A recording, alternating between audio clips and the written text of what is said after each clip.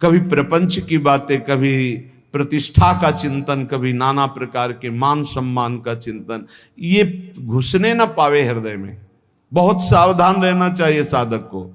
ऐसी बातें देखो मत, ऐसी बातें सुनो मत जिससे तुम्हारा हृदय उद्विग्न होकर प्रभु का चिंतन छोड़ दे। बंद करो अभी। अन्य लोगों के संग का त्याग कर दो, जो भगवत विमुख वार्ता करते हैं, संत निंदा करते हैं, दूसरों की निंदा करते हैं। कुछ हाथ नहीं लगता, ये लोग दुर्गति को प्राप्त होने वाले हैं। भक्तन निंदा अति बुरी भूल करे जिन कोय, किए सुकृत बहुजन्म के छिन में दारे खोए। पर निंदा के किए ते नहीं, आवत नहीं कछुआत, मूर्ख पर्वत पाप को ले चल अपने साथ। तो अलम कश्यापि संगत्या, ऐसा संग मत करो जिनके पास बैठने से भक्त निंदा, जन निंदा, भगवत निंदा हो। ऐसे से दूर रहो। अलम, बंद कर दो ऐसे लोगों का संग। रात दिन हम श्यामा श्याम का नाम जप करेंगे, श्यामा श्याम के लीला गुण गाएंगे, श्यामा श्याम के ही धाम का शोभा का चिंतन करेंगे। जब तुम अपना जीवन श्यामा श्याम के चरणों में न्यौछावर कर दोगे तो पूरा भार श्यामा श्याम ले लेंगे और तुम्हारे हृदय में मस्ती आ जाएगी। जो ऐसा निश्चयी होता है, दृढ़ निश्चयी, उसके अंदर दृढ़ विश्वास, तो उसके हर समय भगवान की स्फूर्ति होती रहती है। भारी प्रतिकूलता में भी भगवान का सानिध्य अनुभव होता है। वो अनुकूलता में तो भगवान के दुलार को देखता है, लेकिन प्रतिकूलता में भगवान की विशेष कृपा को देखता है। ये संयोग, ये वियोग, संसार की ये द्वंद्वमयी वृत्तियां भक्तों के हृदय में नहीं चुभती। आए की हुज्जत नहीं, गए की तलाश नहीं, क्योंकि नित्य संयोग भगवत स्मृति के प्रभाव से प्रभु का रहता है। शोक, विषाद बहुत ध्यान देने योग्य विषय है। तभी लोगों को ऐसा लगता है कि ऐसा कैसे हो सकता है। भक्त के चरित्रों को जब सुनते तो लगता है ऐसा कैसे हो सकता है, ऐसी परिस्थिति में भी ऐसा कैसे हो सकता है। क्योंकि तुम मानसिक बुद्धि से युक्त हो और वो भागवतिक स्थिति से युक्त है, इसलिए तुम उसको पार पा ही नहीं सकते।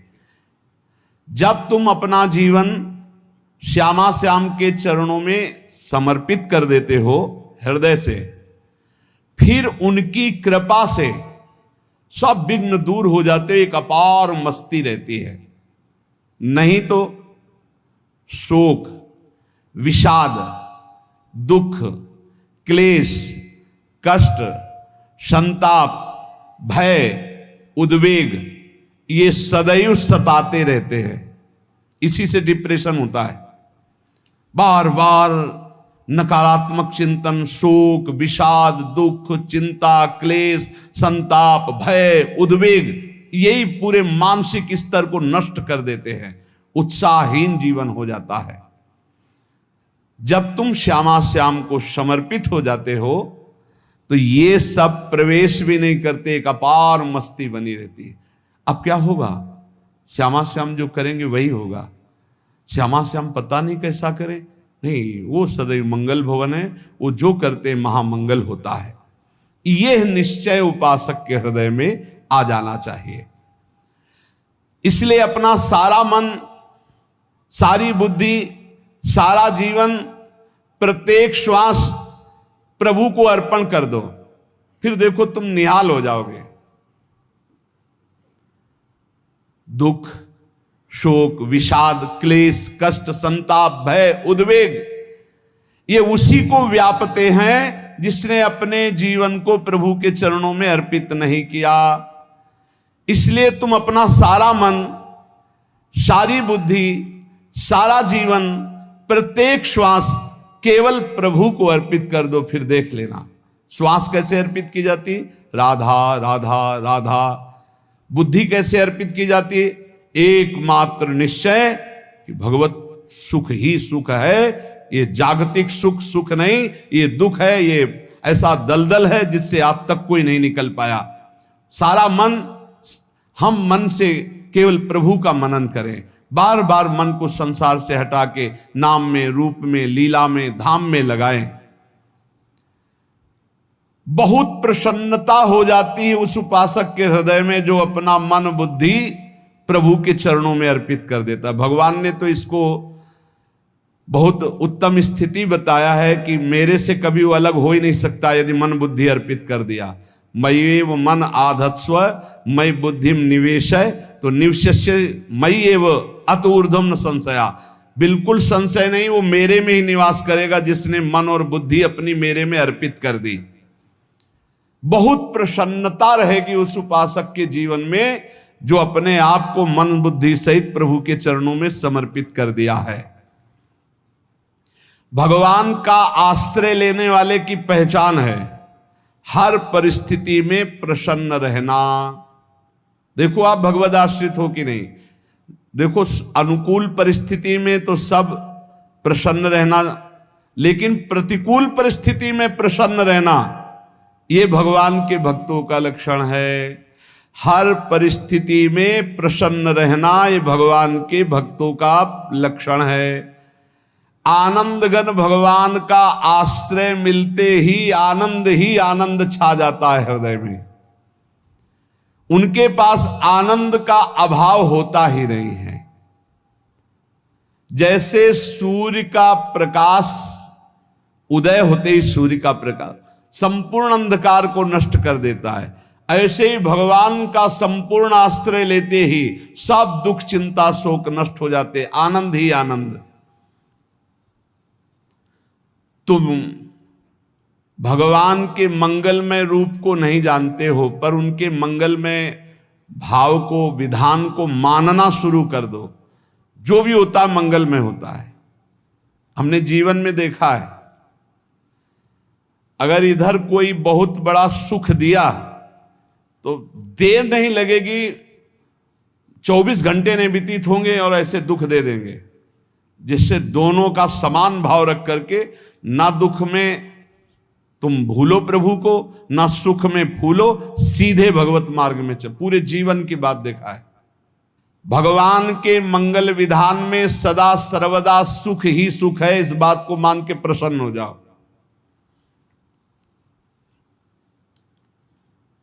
जब भगवान का भजन करने वाले की तन्मयता बढ़ती है भजन में,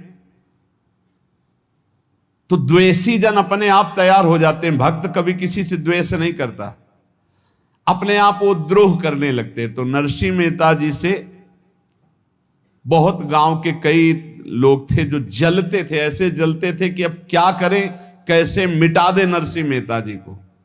अब उपाय तो मिल नहीं रहा था। तो एक दिन संतों की मंडली आई और उन्होंने कहा कि हम रास्ते में कोई चोर आदि धन ना ले ले, इसलिए यहां से किसी की हुंडी चलती है क्या द्वारिका में? पहले ऐसा था। बोले हाँ, हमारे यहां बहुत बड़े सेठ हैं नरसिंह मेहता जी, पर आप कहोगे वो मना कर देंगे। कई बार कहोगे, अगर वो स्वीकार कर ले तो वहां। और उनका लक्ष्य था कि नरसिंह मेहता जी की तो खाने की भी सुविधा नहीं थी, हुंडी कहाँ की बात आई। उनका था कि जब वो ना कहेंगे तो संतजन नाराज हो जाएंगे, अगर हाँ कह दिया तो वहां हुंडी चुकेगी नहीं, तो संतजन अपने आप इनको शाप दे देंगे, अपराध बन जाएगा, ये नष्ट हो जाएंगे। संतों को भेजा नरसिंह मेहता जी ने, सबकी दंडवत की, चरण पखाड़े। तो उनका ये इतना रुपया है, द्वारिका में साधु सेवा हम करेंगे, वहां तुम्हारी हुंडी चलती है, तो आप अरे उनका आप कहाँ भूल रहे हो, यहाँ खाने की भी व्यवस्था। बोले हमें सब पहले से बता दिया गया कि आप मना करोगे, बार बार मना मत करो, हमें पता है। तो उन्होंने ठाकुर जी की तरफ देखा, बोले क्या लीला है प्रभु, संतों से हम क्या कहें, ये ले रुपये। उस समय स्वर्ण की मोहरें चलती थी, बेच के बाजार से खूब उन संतों को पवाया, उन्हीं संतों की सेवा की। और उनका अपने सेठ का नाम तो बताओ जहां हमें जाके हुंडी मिलेगी। सेठ सावल सा सेठ। संत जन गए वहां, पूछा कि नरसिंह मेहता जी का जिन सेठ से परिचय, उनका नाम सावल सा सेठ, उनकी गद्दी कहाँ है?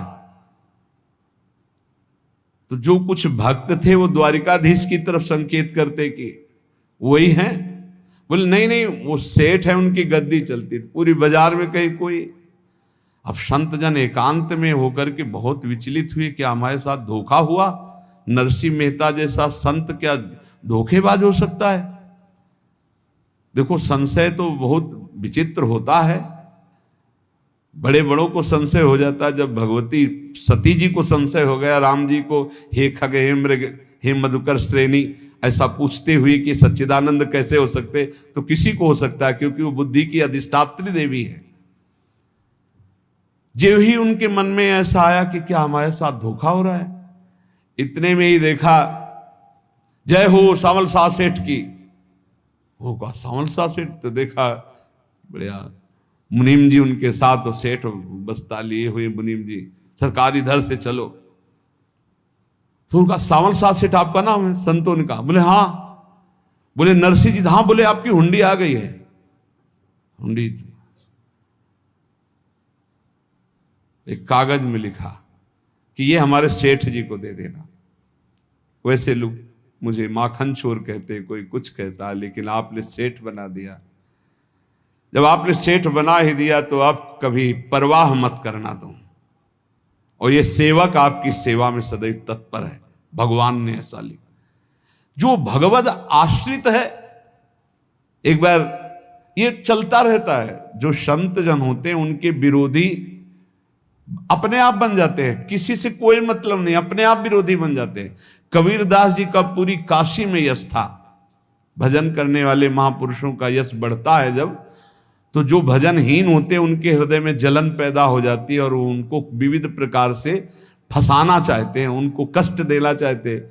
तो कबीरदास जी के यश को धूमिल करने के लिए कुछ ब्राह्मणों ने एक रचना रची, मूड़ मुड़ा के कबीरदास जी के शिष्य बन करके पूरी काशी के सब आश्रमों में निमंत्रण दे आए। कल भंडारा है, संत सेवा है, सबने स्वीकार किया। कबीरदास जी अपनी दिनचर्या करके निकले तो संत मंडली आने लगी। बोले कै बजे सेवा है? साधु सेवा। बोले कौन सी साधु सेवा? बोले कल आपके शिष्यजन निमंत्रण दे के आए, पूरी काशी के सब संत आ रहे हैं। कबीरदास जी ने कहा यहाँ तो एक की भी व्यवस्था नहीं, पूरी काशी के संत आ रहे। अच्छा, समझ में आ रहा है, लीला बिहारी तुम लीला करना चाहते हो। गए अपना निकल गए गंगा किनारे, एक झाऊ के नीचे बैठकर अपना भजन ध्यान में मगन है। 11-12 बजे तो उन्होंने देखा कि संतों की मंडली अब काशी तो बहुत। कबीरदास जी ने देखा कि आश्रम की, तो बोले पता नहीं क्या होगा, चलो चलते हैं। तो ऐसे गमछा वस्त्र करके ऐसे डालकर मुंह ढक करके, वहां बड़ी बड़ी पंगत लगी थी। कबीरदास जी सबको पाओ जी पाओ। कबीरदास जी के रूप में स्वयं भगवान पाओ जी। कबीरदास जी ने कहा अच्छा, जब स्वामी परस रहे तो हम भी बैठ के पा ले। तो जब उसी पंगत में बैठ गए अपना कपड़ा ढक करके, और जब मोहरे की दक्षिणा दे रहे थे सब लोग कि वाह कबीरदास जी ने आज तो साधु से। सबको जब कबीरदास जी के सामने आए तो ऐसे मुंह ढके, बोले देखो जो मेरा होता है उसे मुंह छुपाना नहीं पड़ता, मुंह ढकला नहीं पड़ता। लो दक्षिणा, तुम भी दक्षिणा लो। कबीरदास जी को कबीरदास जी दक्षिणा दे रहे, और वो कबीरदास जी है भगवान, और ये पाले वाले कबीरदास जी है भगवान के जन। कभी भगवान अपने, अरे जमाने जोर लगा ले, कितना जोर लगाएगा, भक्त और भगवान का झंडा कभी न झुकने पाएगा। बिल्कुल चिंता शोक भय उद्वेग रहित जीवन भगवत आश्रित। तुम भगवान के मंगल विधान में सदा सर्वदा प्रसन्न रहो। अब ये विचार कर लो कि भगवान जो करेंगे तुम्हारा मंगल करेंगे। अब थोड़ा ऐसा बीच में लगता है कि अमंगल हो रहा है क्या, लेकिन पक्का समझो बहुत बड़ा मंगल उनका विधान होता है। बहुत ही उत्तम मंगल होता है भगवान के शरणागत का। भगवान हमारे विचारों वाले नहीं हैं, हमारे विचार प्राकृतिक है, भगवान के विचार चिदानंदमय हैं। वो अपने विचार से हमारा मंगल करते हो, हम अपने विचार से मंगल चाहते हैं। भगवान के विचार से मंगल ही हमारा होगा। इसलिए कभी हमको चिंता शोक भय नहीं करना चाहिए। भगवान की ओर से कभी तुम्हारे लिए ऐसा विधान नहीं होगा कि तुम दुखी हो जाओ, बस तुम्हारी सोच हो सकती है, उसका परिणाम बहुत मंगल होगा। जगत की ओर से निराश हो जाओ, किसी से आशा मत रखो, फिर आप देखो आपका जीवन कैसा आनंदमय व्यतीत होता है। ये जो जगत की आशा है यही दुख प्रदान करती, सच्ची जगत की आशा ही दुख प्रदान करती है। अगर जगत से कोई संबंध न रखा जाए और भगवत भाव में रहकर तो बहुत अच्छा जीवन चलेगा। अपने कर्तव्य का पालन करो, परिवार को भगवत स्वरूप मानकर पोषण करो, किसी से कोई संबंध मत रखो, कोई आशा मत रखो। यही अध्यात्म सिखाता है। अपने आप भगवत स्वरूप, सबका व्यवहार मंगलमय और आपका जीवन मंगलमय। अपने घर में ऐसे रहो जैसे किसी अतिथि के घर में रह जाता है। चलना है, यहां से जाना है। कौन रहता है अपने घर में अतिथि की भांति? भगवान का भक्त। जाना है यहां से, अपनी प्रिया प्रीतम के पास जाना। ये हमारा घर नहीं है, यहां तो हम समय व्यतीत कर रहे हैं, अपनी आयु व्यतीत कर रहे हैं भगवत आराधना करते हुए। हमें जाना है प्रिया प्रीतम के पास। वास्तविक घर भगवान का धाम है हमारा, वास्तविक घर वाले प्रभु हैं हमारे।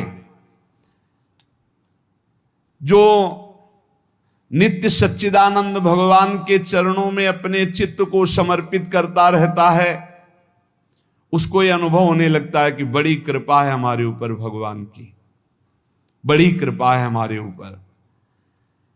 सर्वसमर्थ परम सुहृद भगवान ऐसे भक्त के ऊपर हर समय वरद हस्त रखे रहते हैं। ये केवल प्रवचन नहीं, सच्ची बात मानिए। ऐसे भगवान का वरद हस्त हर समय रहता है। जब भगवान की छत्र छाया में भक्त अपने को देखता है तो आसपास घोर विपत्तियों का भी समुदाय हो तो भी वो आनंद में मगन रहता है। हर हालत में आनंदित रहना ये भक्त का स्वभाव है। भगवान ऐसे भक्तों को प्यार करते हैं जैसे कछुआ अपने अंडे को बाहर रख आवे और रात दिन उसका चिंतन करे। जब भक्त भगवान को समर्पित होता है तो भगवान रात दिन उसकी ऐसे चिंतन सुरक्षा करते हैं। अभय, ये दैवी संपदा का पहला गुण है। ये भगवान के शरणागत पर जागृत हो जाता है, वो भयभीत नहीं होता, किसी भी उससे भयभीत नहीं होता। यही डर ही डरप हरिवंश हित, जिनो भ्रमय गुण सलिल पर। इस डर से डरते रहना चाहिए कहीं गुण रूपी पानी में फिसल न जाए, नहीं तो गलती हो सकती है। साधक सावधान रहे। ये अभय दैवी संपदा का सबसे बड़ा गुण है।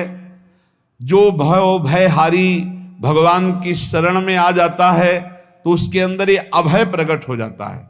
अगर कहीं तुम्हें एकांत में भय लग रहा है, एक आदमी तो एकांतिक में आए थे, वो कह रहे थे कि हमें हर समय भय लगा रहता कि कोई हमारे पीछे है। अंधेरा तो लगता कोई खड़ा है, मैं जीना मुश्किल हो गया, ऐसा भय। देखो ये मन कैसा है, भगवान से विमुख होने पर कैसे डरवाता है। वो कह रहे हैं हर समय मुझे डर लगा रहता है, कोई सामने खड़ा है, कोई पीछे खड़ा है, ऐसा भय लगने लगता है।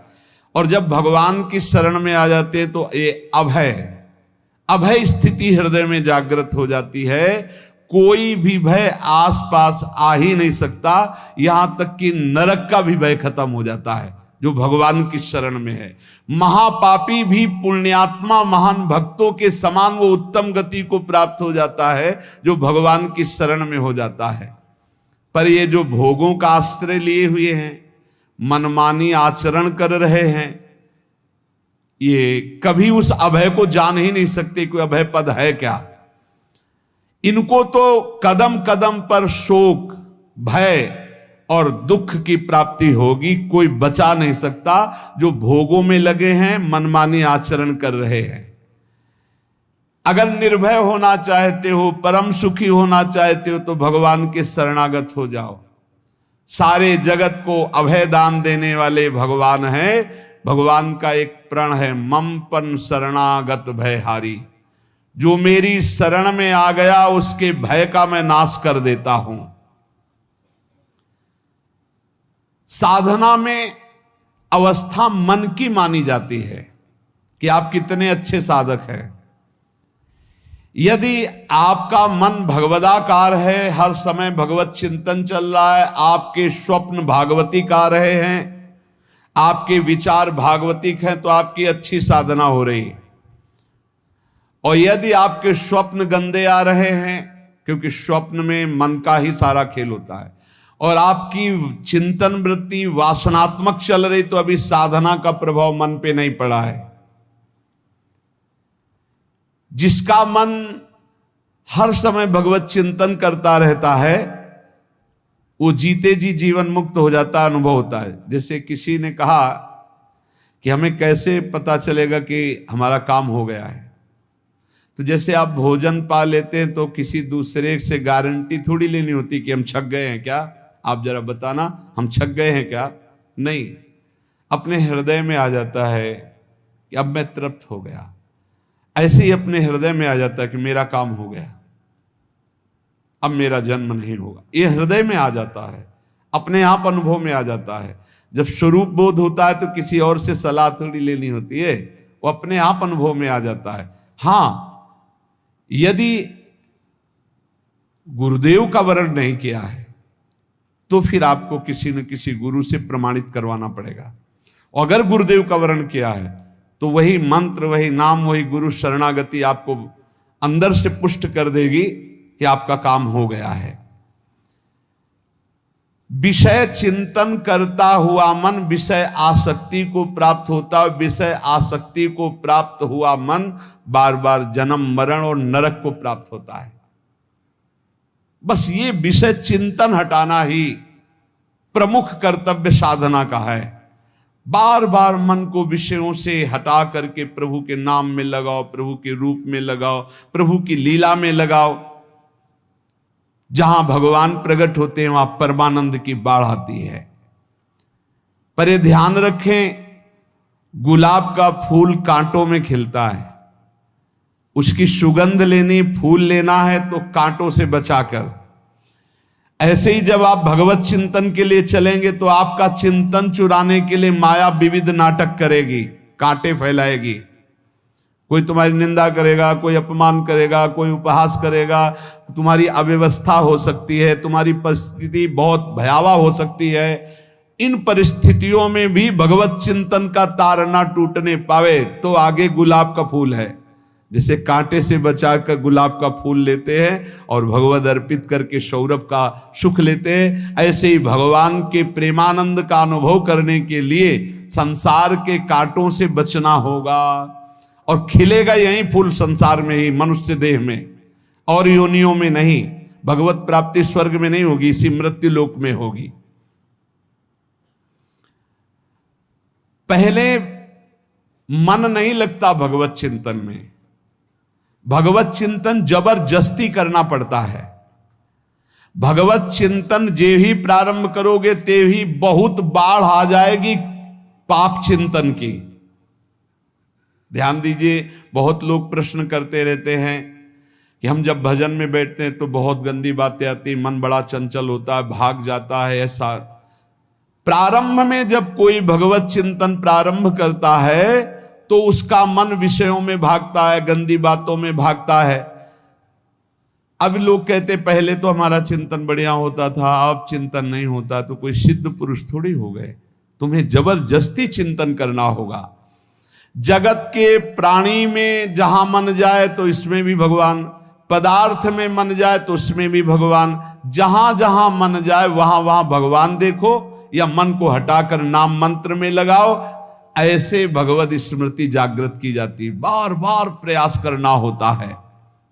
कई लोग ये प्रश्न करते हैं कि हमसे बड़े पाप हो गए तो क्या हमें भगवान की प्राप्ति हो जाएगी? तो यहां कह रहे हैं भगवान किसी के पूर्व जीवन को नहीं देखते हैं, वर्तमान के भजन को देखते हैं। पकड़ो इस बात को। अगर वर्तमान में आज आप सुधर गए हो, नाम जप कर रहे हो, तो आप भक्त हो। ये गीता जी में भगवान ने कहा, अपिचेत सुदुराचारो भजते माम अनन्य भाग साधुरेव समन्तव्या सम्यक व्यवसिता। ऐसा बहुत दुराचारी पहले रहा है, बाद में उसके मन में आ गया कि भगवान के सिवा हमारा कोई कल्याण करने वाला नहीं, हमारा कोई नहीं, तो भगवान कहते हैं मैं उसे साधु ही मानता हूं, उसे साधु बना देता हूं। भगवान किसी के पूर्व जीवन को नहीं देखते। बहुत बढ़िया बात है। कल तक हम क्या करते रहे भगवान नहीं देखते, आज क्या कर रहे हो ये देखते हैं। यदि आज आप भजन में लग गए हो, अच्छे आचरण कर रहे हो, तो आपको भगवत प्राप्ति हो जाएगी। भगवान ये नहीं देखते कि पूर्व में पुण्यात्मा रहा है कि पापात्मा रहा है। भगवान वर्तमान में देखते कि मेरा भजन कर रहा है, बस इसी से कल्याण कर देते हैं। पकड़ो इस बात को, तो कभी प्रश्न नहीं उठेगा कि क्या हमको भी भगवत प्राप्ति हो सकती है क्या। हमारा मन यदि श्री भगवान को चाहने लगे तो श्री भगवान हमारे मन में ही आकर बस जाएंगे। भगवान की रूप माधुरी में मन डूबने लगेगा। यथार्थ सत्य, जो भगवान से थोड़ा भी प्यार करने लगे हैं, उनके हृदय में भगवान की उनकी भावना के अनुसार झलक आने लगी है। हृदय में प्रभु के आते ही अनंत जन्मों के संस्कारों का नाश हो जाता है। इसलिए तुम अपने पहले वाले घृणित जीवन को याद भी मत करो और उसको सोचकर जरा निराश भी मत हो। अमावस्या में घोर अंधकार रहता है, पर प्रातः काल में अंधकार नष्ट हो जाता है। ऐसे ही नाम का उच्चारण करते ही तुम्हारे जितने पाप अंधकार हो सब नष्ट हो जाएंगे। तुम चाहो कि एक क्षण भी प्रभु को ना भूलो। अब वर्तमान में ऐसी स्थिति बनाओ।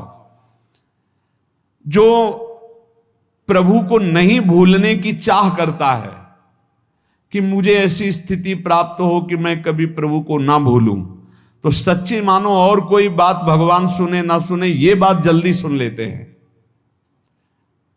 भजन की मांग करो तो बहुत जल्दी भगवान पूर्ण करते हो। भजन जिसका चलने लगा तो फिर लोकांतर के सारी रिद्धियां सिद्धियां सुख वैभव तो उसके चरणों में लौटते हैं।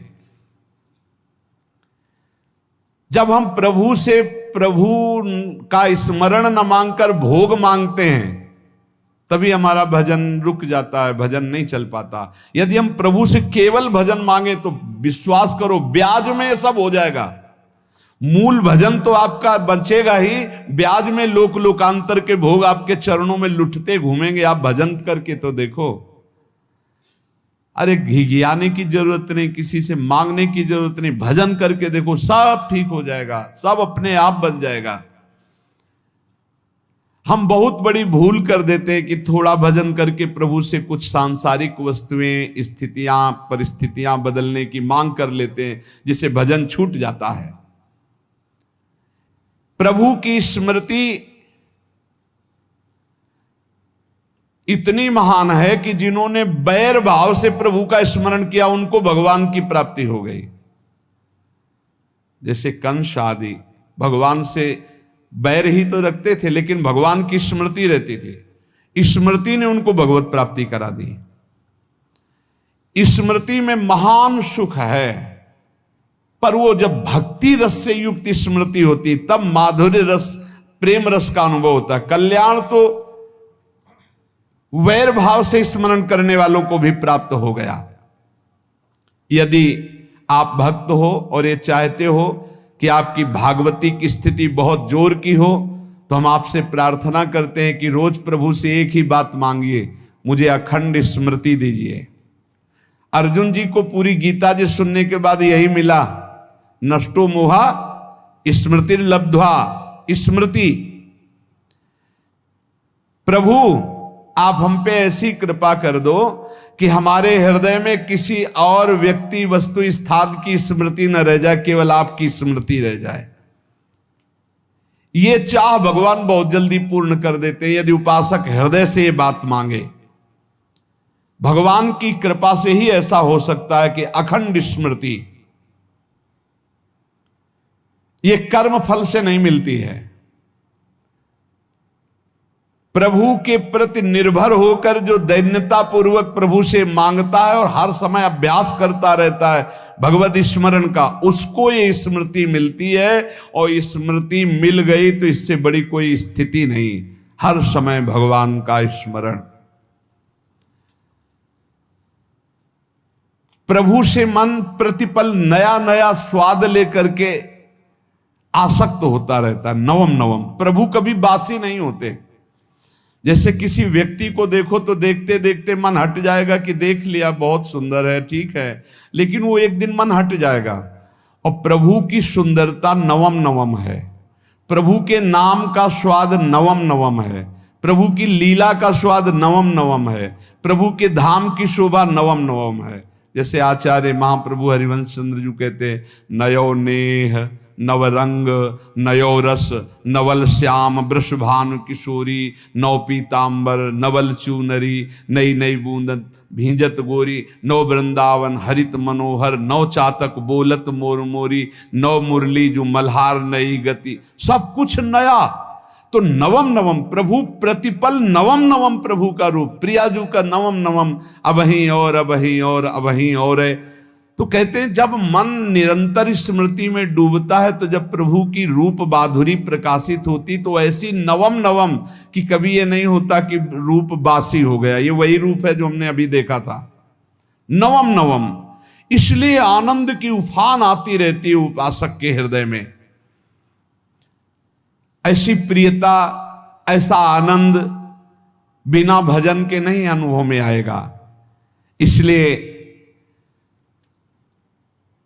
तुम विश्वास करो, तुम्हें बहुत सुंदर सुख मिलने वाला है, आगे अपार सुख मिलने वाला है। ये थोड़ा दुख का समय काट लो, जब तक जीवन है ये दुख सुख की लहर आती रहेगी, आप इसको सह जाओ, आगे बहुत आनंद है, विश्वास मान लीजिए, बहुत आनंद है।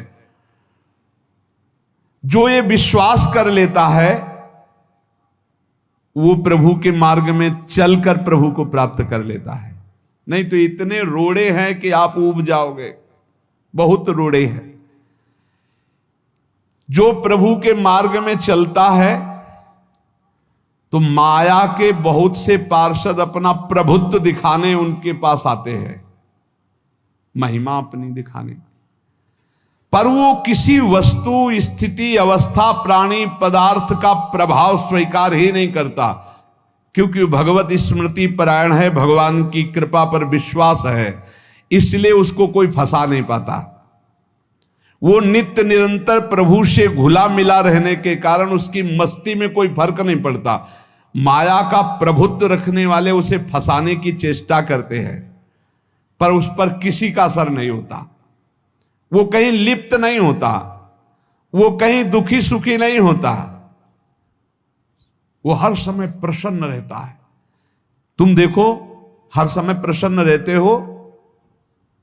यदि नहीं तो तुम किसी व्यक्ति वस्तु का आश्रय लिए हुए प्रभु का नहीं। अगर हां तो हर समय प्रभु का स्मरण चलना चाहिए, हर समय प्रभु के आश्रित हो, फिर देखना ये आनंद, ये प्रसन्नता क्या रूप रखती है। बड़े बड़े मस्त संतों को देखा, मस्त ऐसे उन्माद में मस्त, हे उस सुख के लिए ललचाओ, कब तक जन्मते मरते रहोगे, कब तक बार बार दुख भोगते रहोगे, कब, बड़ा प्रपंच है ये। भगवान का स्मरण परम पुण्यात्मा पुरुष का हृदय माना जाता है, बहुत पवित्र हृदय, बड़ा पुण्यात्मा हृदय जिसमें भगवान का स्मरण। भगवान का विस्मरण पापात्मा पुरुष, भयानक विपत्ति दुर्भाग्य आते हो। सुदृढ़ निश्चय करो, अब हम भगवान के स्मरण में अपना समय व्यतीत करेंगे। मेहनत करो, कार्य करने के लिए कोई मना नहीं, आप नौकरी करो, किसानी करो, व्यापार करो, पर अंदर अंदर भगवत स्मृति ही सबसे बड़ी स्थिति है। अब चाहे हम जीवित रहें, चाहे हमारे मरण जैसी विपत्ति आ जाए, चाहे सब हमसे हट जाए, चाहे सब हमको नमन करें, अब हम दृढ़ निश्चय करके केवल भगवान के स्मरण करते हुए इस संसार के बीच समय व्यतीत करेंगे, अब हम चूकने वाले नहीं। ये नियम लीजिए।